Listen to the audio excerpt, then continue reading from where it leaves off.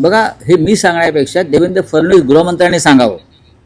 त्यांच्यापर्यंत सगळी माहिती आलेली आहे. काय लपवत आहेत, कोणाला पाठीशी घालतायत? एकनाथ शिंदेना, त्यांच्या मुलाला की त्यांच्या टोळीला? हे टोळ्या चालवत आहेत आणि अशा अनेक मार्गानं पैसे गोळा करून राजकारणामध्ये आणतात.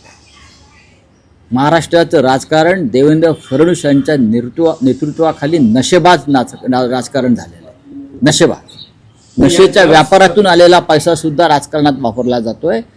प्रकरण थंड कसं पडलं? इतकं गंभीर प्रकरण.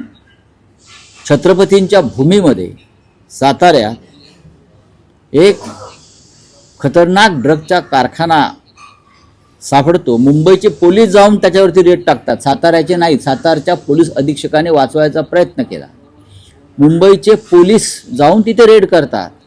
मग त्या पोलिसांच्या तपासात अडथळे आणले जातात गृह खात्याकडून, उपमुख्यमंत्र्यांच्या यंत्रणेकडून, आणि हे प्रकरण हाताबाहेर जाते म्हटल्यावरती संबंधित मंत्री हे गृहमंत्र्यांच्या किंवा मुख्यमंत्र्यांच्या पायाशी जातात वाचवण्यासाठी आणि प्रकरण थंड केलं जातं. मुंबई पोलीस दलात हा शिंद्यांचा फार जवळचा आहे. हा शिंद्यांचा अत्यंत जवळचा, शिंद्यांचा शार्प शूटर आहे तो. त्याचा संबंध आहे तिथे. हा नशेचा पैसा राजकारणात आणला जातोय, लक्षात घ्या.